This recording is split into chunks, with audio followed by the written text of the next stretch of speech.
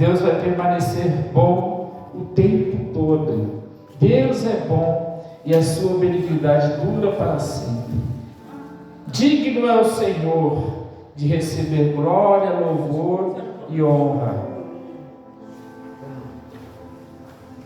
Digno é o Senhor de receber glória, louvor. Glória a Deus. Continuemos aqui com a nossa mensagem. E acerca da bondade de Deus, não temos como recusar, né? Deus é bom e a sua misericórdia dura para sempre. Que o Senhor quebre o coração, que o Senhor transforme a alma. Essa é a nossa oração.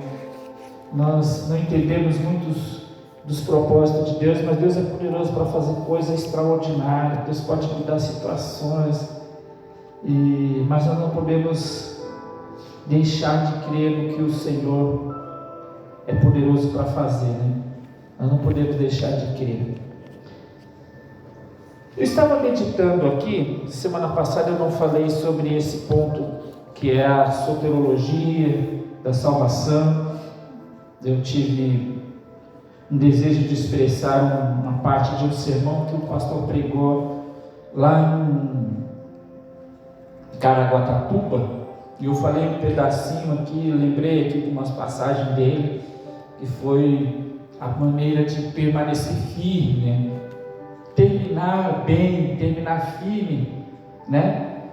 A carreira, terminando firme. Então, muitos homens de Deus terminaram firme e não desistiram. E é essa a orientação da palavra de Deus para nós começarmos uma boa carreira, mediarmos firme e terminarmos firmes no propósito do Senhor. E com isso nós não falamos na semana passada, porque o nosso propósito nas terça-feira é falar sobre discipulado, disciplina, e agora estamos falando sobre a disciplina da salvação, o plano salvífico de Deus, que só vem por meio dele. Deus escolheu um plano perfeito para que todos os o nosso castigo, que toda a nossa culpa, que toda a nossa condenação fosse transformado em justificação, em santificação, fosse transformado em santificação. E é exatamente nesse ponto que eu quero mencionar aqui na matéria de salvação. A salvação, ela atrela alguns pontos principais para que o Senhor nos liberta, né? Quando somos salvos, logo somos libertos, né? E sendo liberto, trazem algumas coisas, né? Aquele que é liberto, ele passa a ser adotado.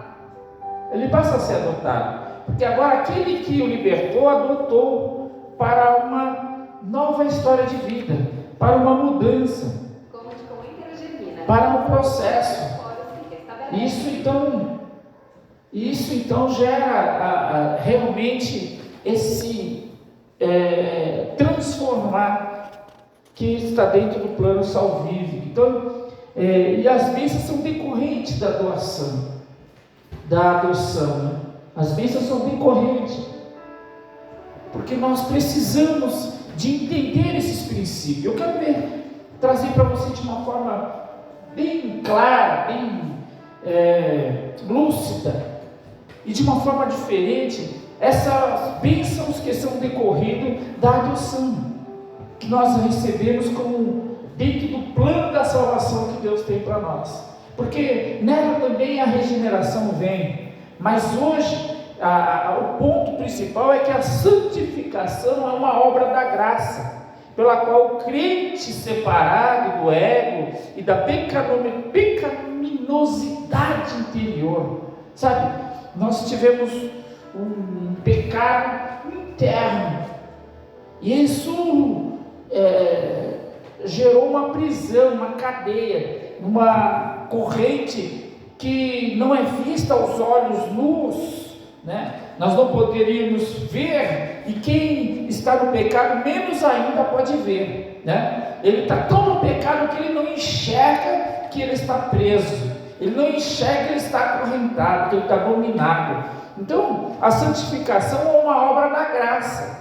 Você recebeu a graça de Deus, a salvação, porque a graça também está dada, né? Graça não é só o plano de receber de graça, mas graça também é o que nós temos através de Jesus Cristo. Nós temos essa graça por meio do Senhor Jesus Cristo. Ele é o agraciado entre as nações. Ele recebeu o favor do Pai. Então nos conduziu a essa graça pelo qual o crente é separado do ego. O ego agora, a exaltação, a soberba, aquele ego, ele é separado pela santificação e pela pecaminosidade interior e pela concessão do Espírito Santo é que fomos separados para a santificação e o serviço de Deus. Quando somos salvos, isso é uma característica de quem é salvo.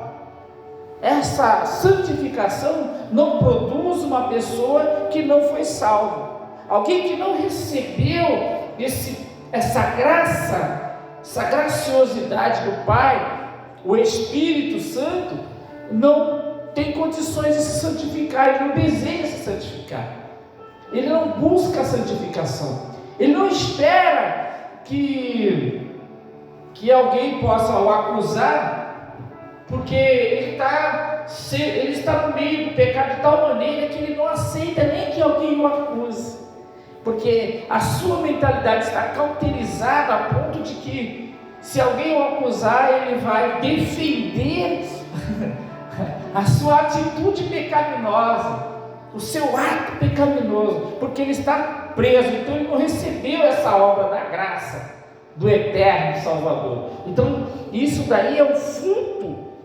concedido pelo Espírito Santo sobre nós.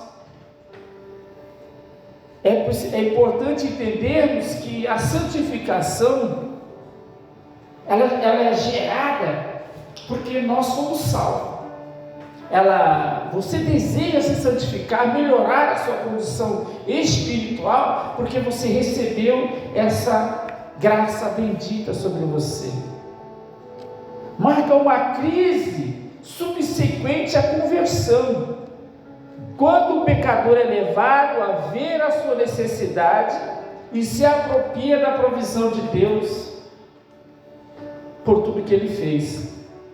Sabe quando você entende que a sua salvação é iminente, que você estava prestes a morrer, e você recebe um remédio, você recebe um substrato que ele te dá saúde novamente, que você volta a viver, você fica pronto, de vontade para fazer as coisas corretas. Por isso que às vezes muitas pessoas, olhando pelo olho clínico natural, algumas pessoas são muito gratas a outra, porque lhe fizeram benefício na hora que ele mais precisou.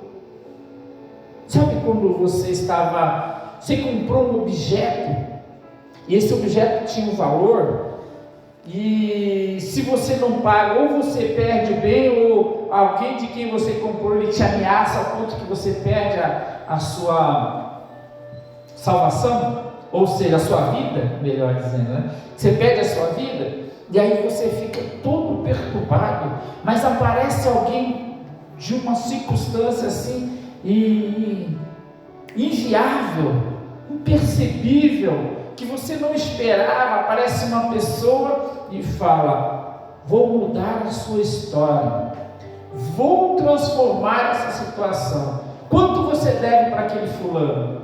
Aquele fulano teve 10 mil, 15 mil, 20 mil, 100 mil, 200 milhão, não sei, qualquer valor da dívida. E quanto mais alto, maior é a sua gratidão, né? Maior é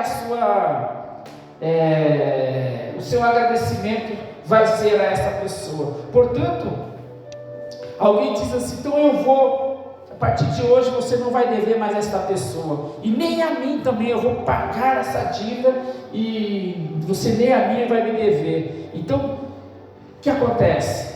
Essa pessoa vai ser grata, ela vai ser livre, essa pessoa não vai ter mais aquela ameaça anterior, e agora ela está livre, porque foi lhe pago a dívida que eu perturbava tanto. Inclusive, no domingo nós tivemos um culto de ação de graça na irmã Severina, e ela contava quanto livramento Deus deu para a filha dela, porque eles estavam endividados de uma tal maneira, a filha dela, que chegou até a receber ameaças. E agora Deus aprove preparar uma pessoa com uma situação bem favorável, e que abençoou ela, e ela se sentiu livre, o milagre que Deus deu a ela. E ela está trabalhando o tempo todo, mas nada do que ela fazia conseguia pagar. Cada vez que ela pagava uma dívida com aquele devedor que ela tinha, maior era a dívida no próximo mês. O cara só extorquia mesmo. Mas aí Deus enviou uma pessoa que ela conseguiu pagar a dívida dela, para ela não ter mais aquele ano. Então a gratidão, o coração dela estava muito favorável ao agradecimento a esta pessoa. É desta forma que acontece conosco, ou pelo menos deveria ser conosco, aqueles que recebem a graciosa salvação do nosso Senhor Jesus Cristo. E isso vai gerando uma natureza de santificação, ou pelo menos deveria gerar uma natureza, porque se não acontece, ela não gera, entendeu? Ela não gera. Se é uma falsa salvação, a pessoa só foi iludida e não entendeu o processo, e não quer entender, e nada lhe faz compreender o plano salvífico de Deus, ela nem recebeu de fato esse plano, ela não se arrependeu. Para que acontece quando uma pessoa recebe esse plano salvífico do Senhor? Ela se arrepende dos seus pecados. A principal coisa é que a pessoa reconhece que ela era pecadora, e agora ela está livre daquela dívida.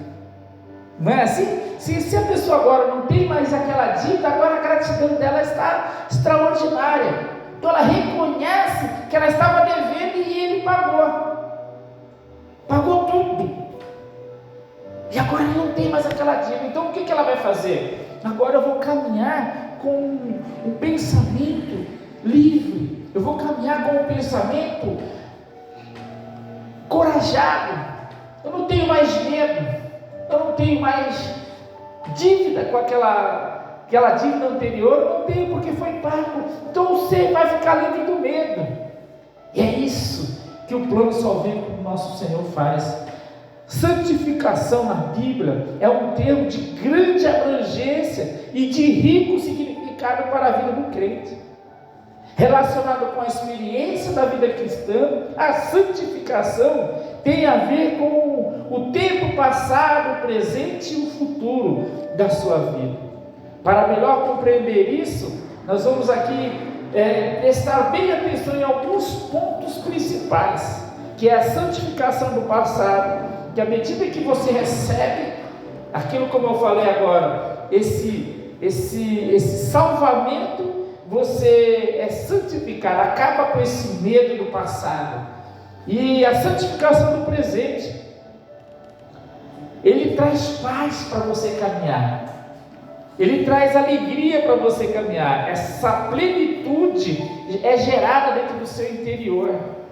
E a santificação do futuro, o texto da Bíblia diz assim: mas chegaste ao monte de Sião e à cidade de Deus, do Deus vivo, a Jerusalém celestial, e aos muitos milhares de anjos, a universal assembleia e a reunião dos primogênitos que estão escritos nos céus, e a Deus, o juiz de todos, e ao Espírito dos justos aperfeiçoados, aleluia, e a Jesus, o mediador de uma nova aliança, e ao sangue da aspersão, que fala melhor do que o sangue de Abel. Olha que coisa tremenda. Isso aqui em Apocalipse está claro, está dizendo qual é esse extraordinário momento que nos é proposto essa maravilhosa graça.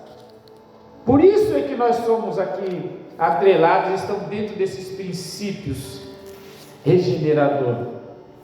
Nós não estamos aqui à toa, nós não estamos aqui por falta de opção. O plano salvífico de Deus é extraordinário. Quando nós lemos em Hebreus 12, do 22 ao 24, nós temos essa expressão do plano da nova aliança que é dada por intermédio de Jesus Cristo. Só quando os crentes adentrar no grande portal cristal das mansões de Deus é que vão cumprir com inteireza este lindo ideal. Amado, agora somos filhos de Deus e ainda não é manifesto o que havemos de ser, mas sabemos que quando Ele se manifestar, seremos semelhantes a Ele, porque assim como Ele é, o veremos. Porque para o futuro nós temos essa condição, não é para o presente. Além de nós termos para o presente, nós temos para o futuro. 1 João capítulo 3, versículo 2. Então, existe propósito na santificação. Existem meios na santificação. E Deus está trabalhando isso na nossa vida.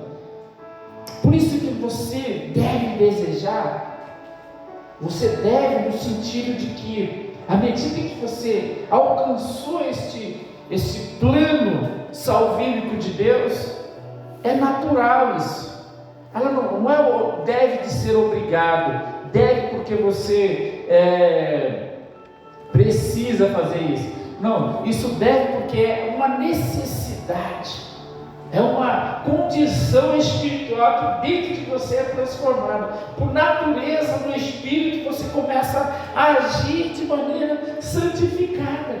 Você não quer desejar o pecado, ainda que a carne brigue, como o apóstolo Paulo diz, né? Aquilo que eu desejo fazer eu não faço, mas aquilo que eu não desejo fazer é o que faço. A carne faz isso, mas aquele que é dotado pelo Espírito, como o próprio apóstolo Paulo diz assim: caminhei, cerrei a carreira, venci e combati a fé.